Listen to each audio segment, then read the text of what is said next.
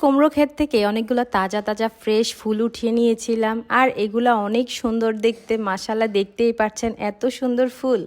এই কুমড়ো ফুলগুলো কিন্তু ফ্রাই করে খেলেও অনেক মজা লাগে। যাক, এগুলা ভাজি করার জন্য পেঁয়াজের মধ্যে এগুলো কুচি কুচি করে ধুয়ে সুন্দর করে দিয়ে দিলাম, আর একটু লাড়াচাড়া দিলেই দেখবেন এগুলো একদম চুপসে যাওয়ার পর একটা ডিম ভেঙে দিয়েছি। এই ডিমটাই স্বাদ নিয়ে আসবে, আর এই ডিমটাকে ফুলের সাথে ভালো করে মিক্স করে একদম লাড়াচাড়া দিয়ে দিব। আর পানিগুলো শুকাতে যে সময়টা লাগে, যত বেশি পানি শুকাবেন তত বেশি মজা। আর দিয়ে দিব চাট মশলা দিয়ে ভালো করে মিক্স করে এরপরে ধনিয়া পাতার কাজ, ধনিয়া পাতা দিয়ে দিব। ধনিয়া পাতা দিয়ে ভালো করে লেড়ে চেড়ে একদম পানিটা শুকানো পর্যন্ত সুন্দর হয়ে যাবে একদম একটা মজাদার ভাজি। এই যে দেখেন আমার ভাজিটা রেডি, কত লোভনীয় হয়েছে। এই ভাজিটা দিয়ে এক প্লেট ভাত বেশি খেতে পারবেন, আমি বলে দিলাম।